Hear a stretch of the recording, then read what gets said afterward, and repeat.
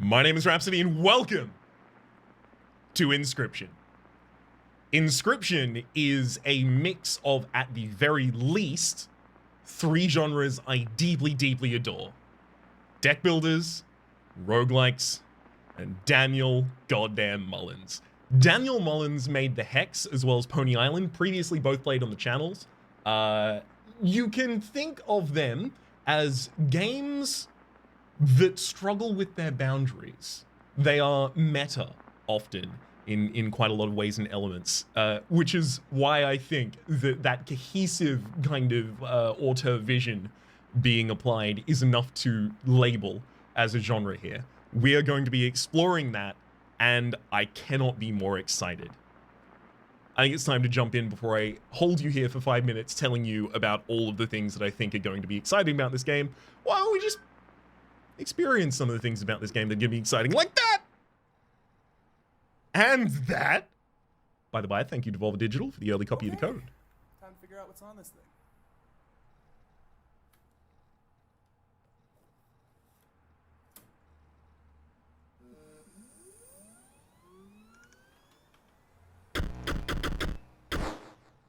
So a little bit of an inclusion of meta element there, obviously.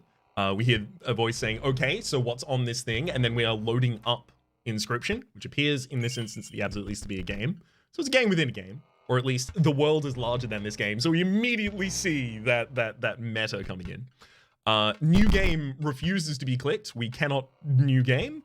However, we will quickly leap over these options. I'm going to leave flicker effects and screen shake off, as well as noise effect. Great. So despite the fact that I had to reset my settings, those are still applied. Beautiful.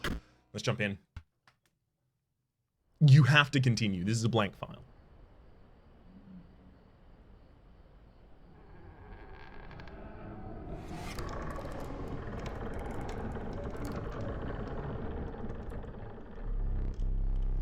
Another challenger.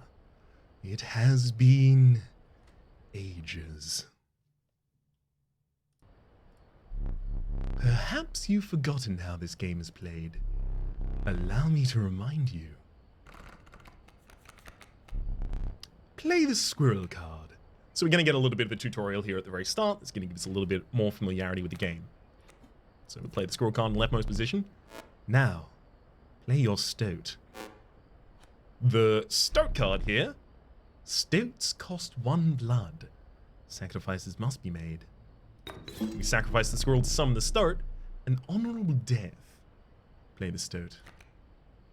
And we'll drop you onto the board.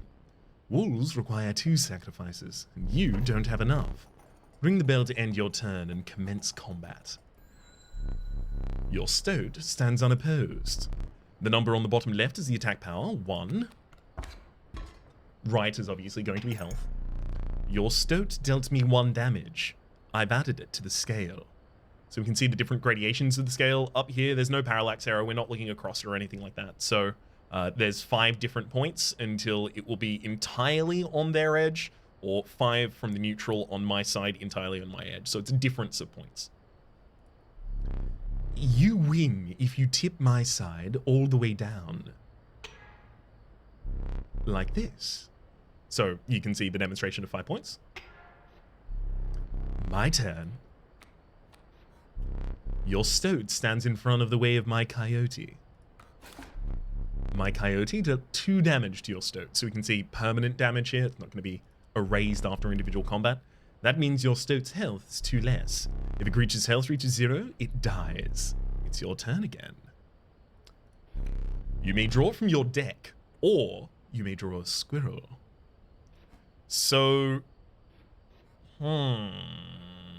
So I've done the demo, which means I know how to play this. So I don't need them to tutorialize it as much for me. If I need to tutorialize anything for you, I will. However, I know that if my stoat attacks at the end of this round, I'll kill their coyote and I won't take any damage back. So I might be able to grab a squirrel and not even play it this turn. How dull. And then I'll end my turn. Because you are learning, I will pass. Again, the choice. A random card from your deck, or the certainty of a squirrel. So with these two different decks, these are the cards that we're going to be manually manipulating, and you know, the deck that we are going to be building in this deck builder. And then the squirrels can be thought of as like a chump block, a mana resource. You know, obviously scapegoats for your tribute summons and things like that. We're gonna take another one of them here. And then I'll play 2 of them. There's no summoning limit on those. And then I'll tribute summon the wolf in the space next. I accidentally missed the test up there. Sorry, I was too excited. And this will deal 4 damage, so it'll exactly kill. 4 damage dealt, 4 weights on the scale. You've won this match. But they won't all be so easy. Let me recall your story. Oh, yes. You were lost, deep in the forest. A single path revealed itself. I'll take the single path. No choice but. 2 denizens of the forest approached you, tentatively. The caustic adder. Damage from its poison bite is always lethal. We'll right-click here in order to pull up the appendix so we can see Touch of Death. When a card bearing this sigil, the sigil in the center there, bearing this sigil that damages another creature, that creature perishes. It's your death touch, it's your poison, it's, you know, there's a mechanic similar to this in a lot of different card games. The Undying Cat. Sacrificing the poor beast does not kill it. You may choose only one to grace your paltry deck. So the cat has many lives. When a card bearing this sigil is sacrificed, it does not perish. So it's like a repeatable form of mana, but obviously it's going to be sitting on the board. And it doesn't matter if the enemy hits it. So, you know, it's not immune against chump blocks. Or rather, it is chump. It can chump. I mean, I feel like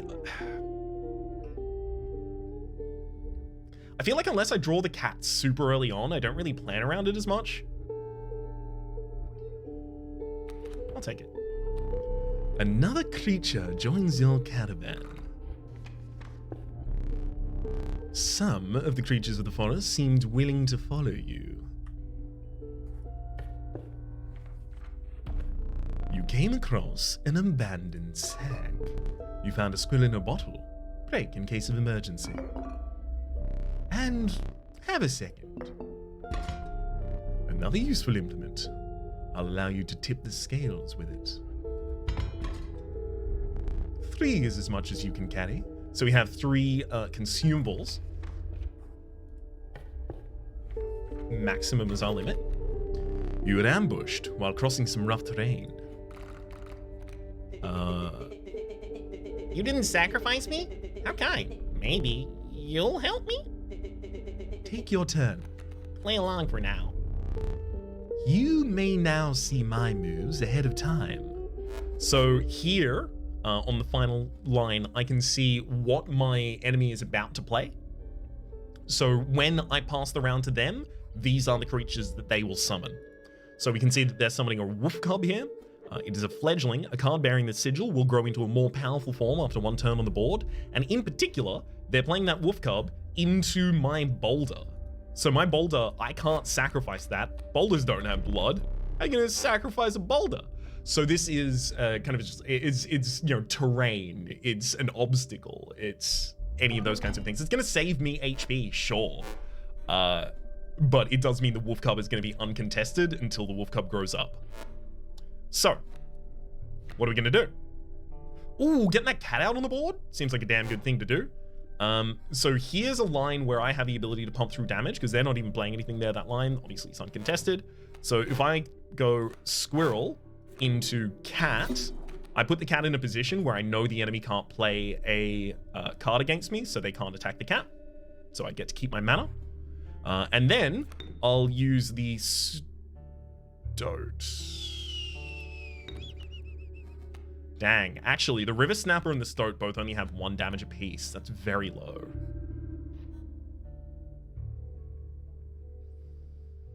Okay, I think I'll still do it. Here we go.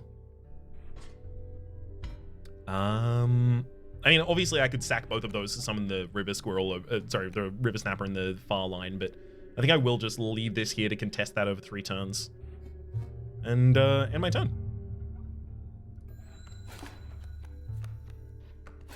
Ah, dang. Mind the ambitious wolf cub. It ages swiftly. So the enemy is going to be playing a bat as well. A bat is airborne. A card bearing the sigil will strike an opponent directly, even if there's a creature opposing it. So if there's a creature in this space, their airborne creature will attack over it to go straight for my health. So in this instance, I'm looking for a squirrel, and I have the ability to immediately just go get the River Snapper down. So the River Snapper here is going to push 1 damage through. Here is part of the thing that I really like about the kind of delta scale, effectively, right? The fact that it's a tipping scale, because it cares about the differential between the amount of damage that you've dealt to one another, and that is most evident in the situations where you attack your enemy preemptively because you know they're about to attack you and you don't want to lose life. So we'll attack. I just love situations like that. The airborne bat flies over the creatures to attack directly. Ha! My bat flew right over your River Snapper. I'll take a card from my deck here. We do get the wolf, that's good. So I'm waiting to keep this wolf in hand to play against their wolf. So next turn I'm going to take a squirrel and we'll go... when the boulder is destroyed, I'll put the squirrel there, I'll sack the cat and the squirrel, put the wolf there, and it contests against their wolf. It's also worth noting this River Snapper was put in this position because its 1 damage will contest the 1 health of the bat in the front line. I do apologize. I'm hearing myself now. I do apologize if I'm going too fast. I know a little bit about this game because I played the demo. I'll leave the demo linked in the description down below, as I said prior. But we are going through all of the material here. I will try and make each of the interactions as clear as possible as we have them. We draw the final card from my deck. We see another wolf. And I elect here, well... So, currently on board, we are representing 5 damage, 5 uncontested damage to the enemy. They have 4 health left. However, and this is me getting ahead of myself here, I know that dealing more than the full amount of damage, overkill matters in this game. So I'm going to sack the cat and the River Snapper. His suffering was real, but you will see it again. And then I will put the extra wolf in that position. So now we contest 7 damage to the face. You see this pot is collecting the overkill. You've prevailed and trekked onwards past the now bloodied terrain. Another choice. The young wolf cub. It grows into a wolf after a single turn. So we saw, obviously we have wolves in our base deck, so we know they're a 3-2 stat line, but we also saw that the wolf cub turns into a 3-2 when the enemy used it. The meek sparrow, an inexpensive, if feeble, flying creature. Wolf, both of these are inexpensive. I'm gonna go for wolf cub. I think, especially with the cat, that's gonna give me the ability to get power on board really early on. Like, my optimal opening turn is squirrel, cat, and wolf cub.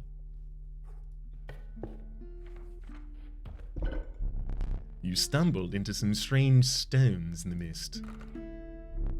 You were compelled to choose a worthy sacrifice, one that will be lost forever.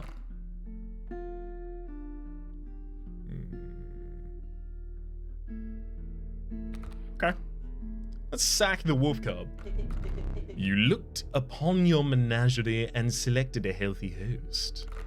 I will select the stoat because the stoat's asking for it. It says, pick me. What an honor.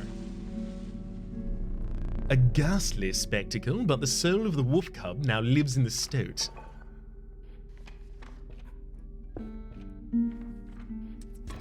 I want to see what happens when the stoat grows up, when it's a fledgling. Behold my totem. It inscribes my canine cards with the airborne symbol. He's completely insane. You see that, right? No care for the rules. Pathetic, really. Enough. Only keeps me around to watch me suffer. We didn't get our cub, unfortunately. So you've got a coyote and a bat. both of those are airborne.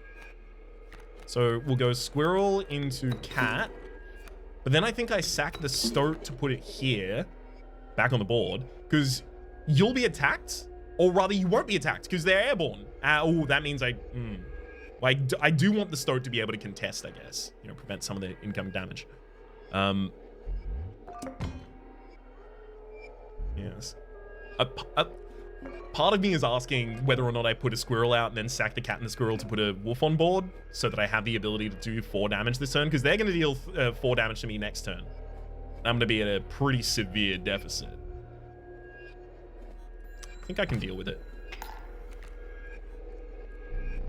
My totem has granted my coyote power of flight.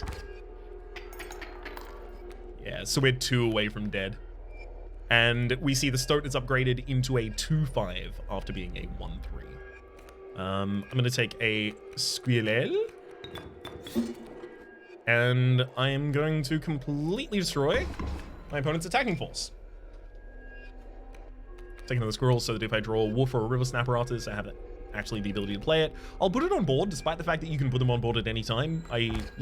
Obviously, I'll be developing my ideas about when I should play a squirrel and when I should just hold it. You're 3 damage away from winning. And now I'm 4. There's a snapper. So this is ideal. I've left myself now, yeah, cool. I've left myself now 1 short of killing the enemy, and I have a lot of damage on board. And in fact, I'm only going to increase it. So this is a huge overkill here. Overkill by 7 damage. Beautiful. Impressive. You may yet survive the ordeal. Knock on wood. Ah, our first choice. Well, on the path, at least. The flighty elk. It moves after attacking. So we can see Sprinter at the end of the owner's turn.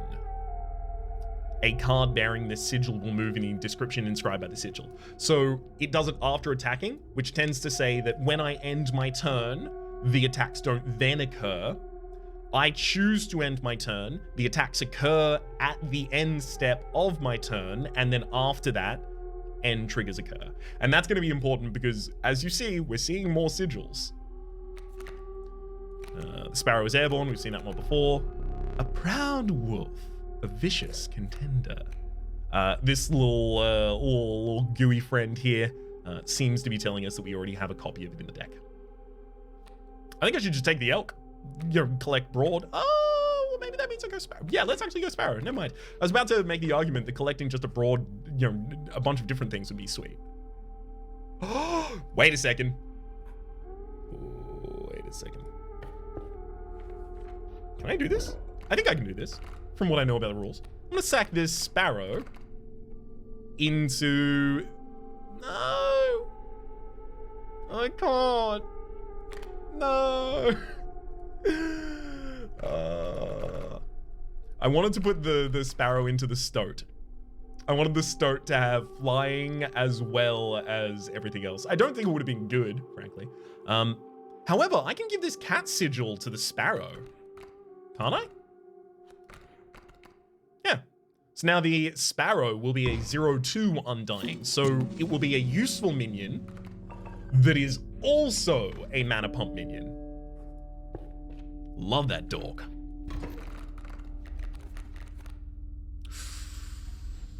Baby.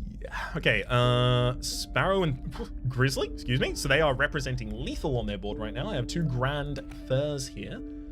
These have Mighty Leap. A card bearing this sigil will block the opposing creature bearing the airborne.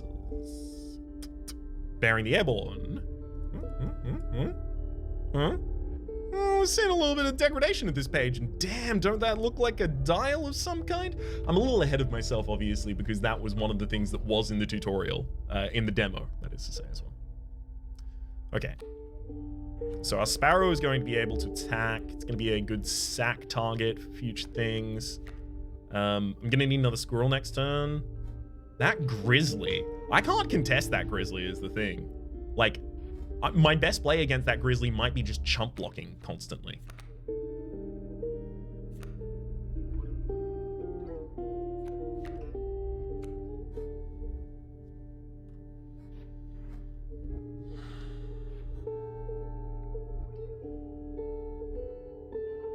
This one's hard.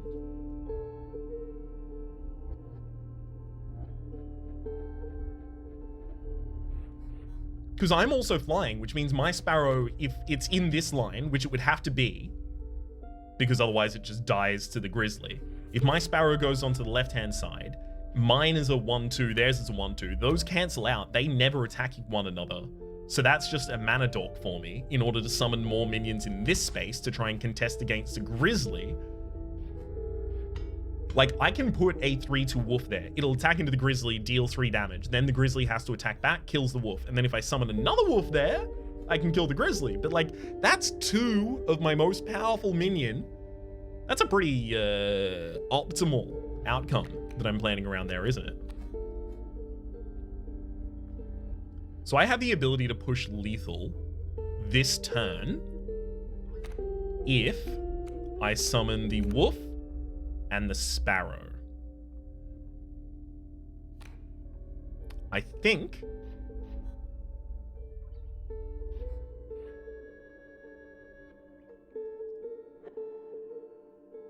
do I? Okay, so the sparrow pushes 1 damage. They push 1 automatically at the start of the next round. I can't prevent their flyer. The wolf pushes 3, so we're positive 4, right? So assuming the sparrow is in the right-hand position, it gets 1 damage through this turn. It then blocks the attack from the grizzly. So we take no damage on that side. We've taken 1 damage on this side, so we're back to 3. And then I kill the sparrow with my wolf. And then I'm still 2 from killing the enemy, but I have to chump block against the grizzly again. I think I'm gonna use the squirrel this turn. So it's... we do put the sparrow there.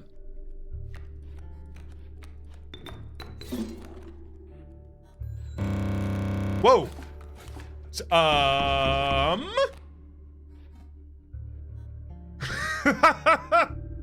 forgot that happens.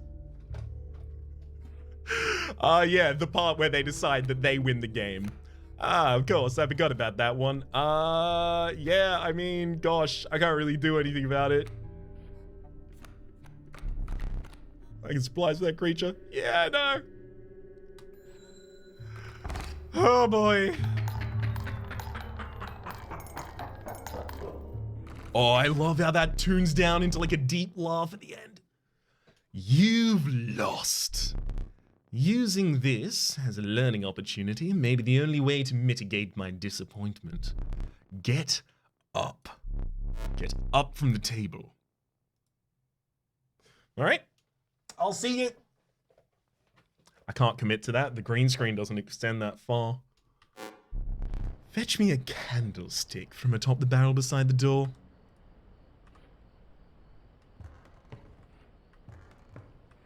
This is the moment some of you have realized that this isn't just a deck builder roguelike, and I love it. Okay, so you want the candlestick from beside the door? That is there. However, there's a little bit of an exploration around. We see a globe. We see a wolf statue of some kind. I'm gonna pop the flame there. This is one of the things that I did find out over the course of the demo. But it seems quite obvious because as soon as I click that flame, it seems to start coalescing up here as if being collected. Some sort of a key is going to be required in order to open this. We can see a wooden statue. Seems like it might fit here particularly well. Maybe give us access to a knife. The door. There would be flickering effects happening here, just to be clear, if we had those on. There's also these little statuettes that we have seen being used for our character traversing the terrain. This currently blank painting. Also a safe with dials on. And a cocoa clock. So my immediate inclination the first time I saw this in the demo, we are going to get pretty quickly past the things that I've seen in the demo as well, and so I won't mention, oh, I solved this in the demo, but I also don't want it to seem like, you know, oh yeah, no, I just immediately understood all of these. Because, you know, some of them took a second. Wait, hang on, no, it's, the minute hand needs to be the one that moves. Second hand? Does it fit? There also appears to be a magical mallet of some kind over here, and then a non-magical mallet directly next to it. Anything else at the moment? I'm not certain there is anything else at the moment. That looks like the number 4, don't it? 4. 4. That looks a really clear 4. Oh boy. Oh boy. Should I know something from that? 4? I can't just... I'm not going to spend all of my episodes just looking at a thing going, testing every single individual permutation of it. Do not worry. I can trust games like this, that is to say games that are well designed, to just tell me if there's something super cool that I'm going to be missing. Give me another opportunity, that kind of thing. Bring it here. Oh, look at that hand. Now, sit back down. Let me explain something to you.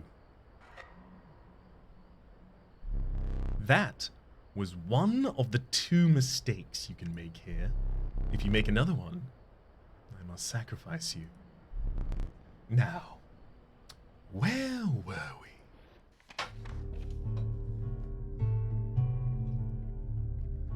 Where were we indeed? Left hand, right hand. This one last time was consumable items, of which I still have 2, so I think I'll go for the right side. Sparrow, we already have one in the deck. The reviled skunk. Its stench reduces the strength of the enemy.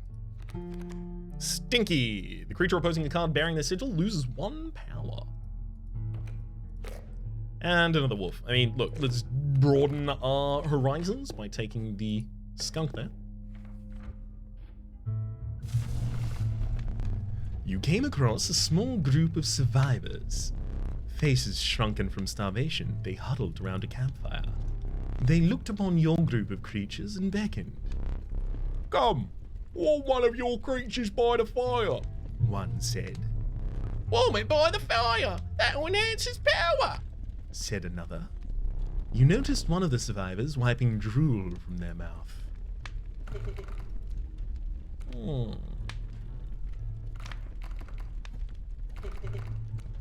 No way. No way, dude. I'm not going there. We'll put the sparrow in there. It's got flight. The fire warmed the poor sparrow, enhancing its power. One of the survivors reached towards it. Another gnashed their teeth. Without a word, you pulled the sparrow away from the fire and left. And now it's time for a good old boss. A good old boss fight. The trees seemed to close in around you as a chill mist descended. In the distance, you could hear the clinking of metal on stone. A hobbled figure stood in your path. Well, 'twas the prospector. Okay, we can pop a skunk down on the board ourselves. Is all we're able to really accomplish this turn. The coyote doesn't do damage here.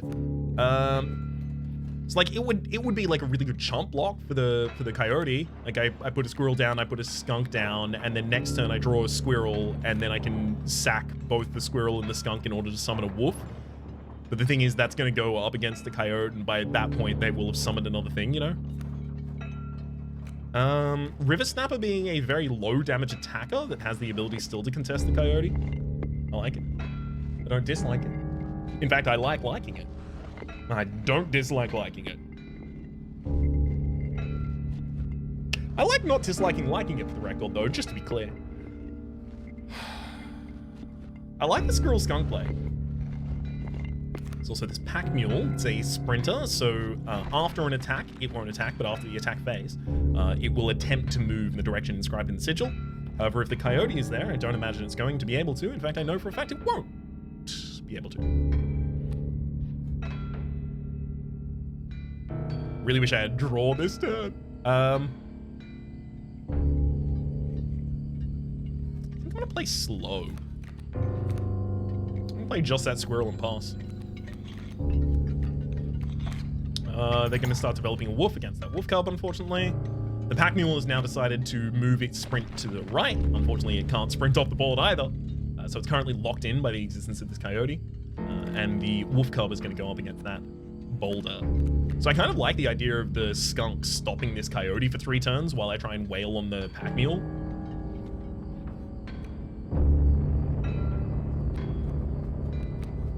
But I think I do that next turn. So this turn I'm going to put myself 1 away from a loss. Thankfully, I don't know any kind of like, combat tricks or anything like that the enemy has access to. Ooh, there's an adder coming out behind. I mean, the river snapper will also just kill the coyote and the pack mule will die at the same time. That seems pretty good. Oh, but I can't use the river snapper right now, of course. Go.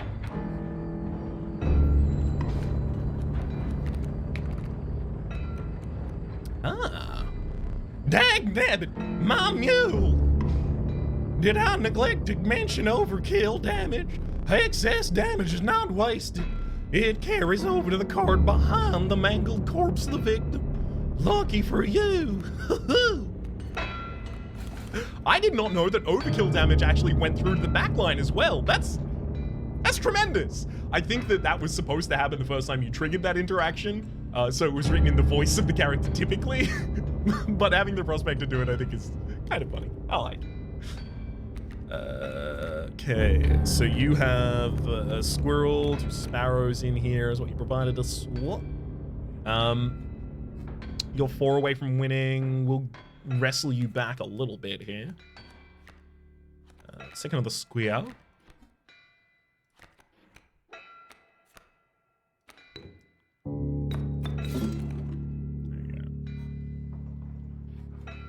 This is a wolf that's going to come into the board and contest my own. Oh god, and they've got a wolf on the other side as well.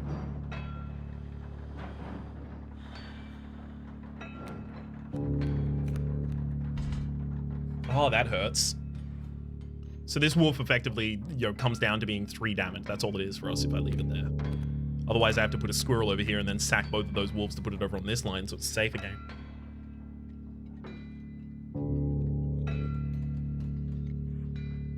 And that'll keep us at equilibrium. I don't love it. But I take 3, sorry, I deal 3, I take 3 here. Nice. So they deal 6 at the moment, and I deal 3 per. Ah. I see the problem. 4 will get us back to parity, and then 6 will kill us. So I can chump block one of these wolves, and I can just chump block over the course of 2 turns, just by squirrel, pass.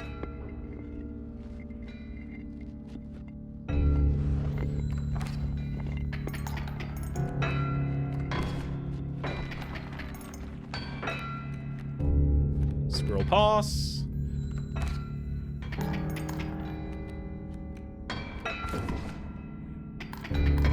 And then squirrel. So this is where it's a problem, right?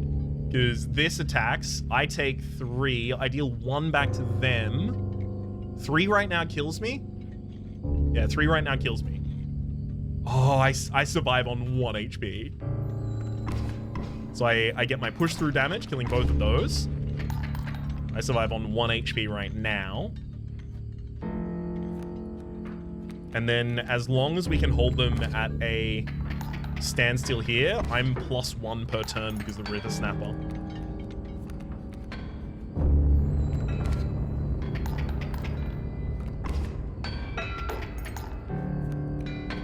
Oh god, you actually run out of... Oh no. Oh no. I didn't think you could run out of those. Uh-oh.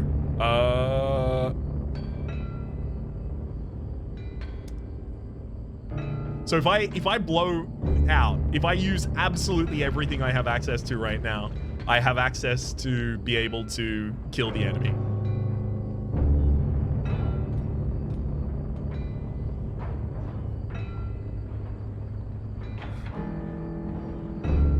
You might notice I don't seem happy about that. Oh no.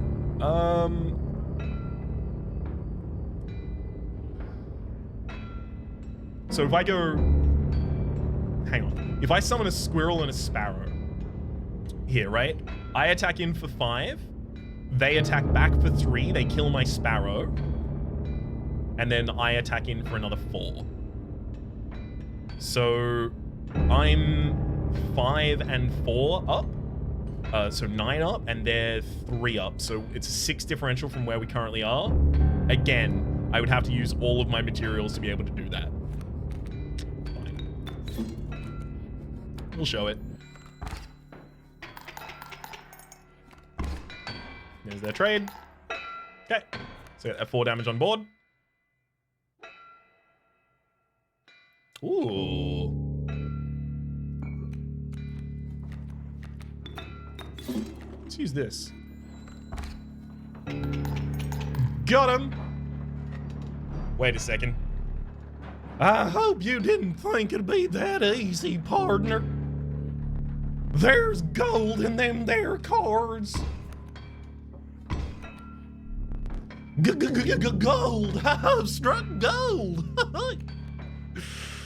Yeah. This is, this. The gold nugget can't be sacrificed. This is why I was like, yeah, I don't know if I'm, uh-oh. Get him.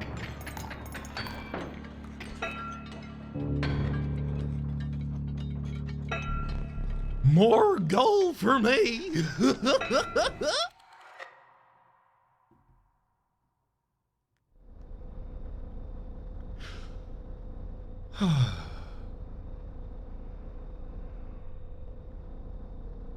Those deeply creepy hands extending my direction. Chill me to my core. You aren't dead yet. This isn't purgatory. Though you may think of it that way. Before you expire, I must ask you for a favor. I'd like a memento. Your very own death card. It's quite plain at the moment, isn't it? We'll work together to amend that. I want this to be the perfect memento of you. Here are some cards from your mediocre deck. We can put them to some good use. Please, choose a card to draw the cost from. Unfortunately, both of these cost 2, so... A cost of 2 blood from the wolf. And another. This time, I'll use its power and health. The numbers. We'll put the other wolf in there. 3 power and 2 health from the wolf. Now, choose a card from which we will extract the sigils. We've only got the skunk left, unfortunately. A sigil of Stinky from the skunk. I never did ask you your name. My name's Ryan. Why do you need to know? There is now but one final matter. The portrait. Are you ready? You don't need to smile.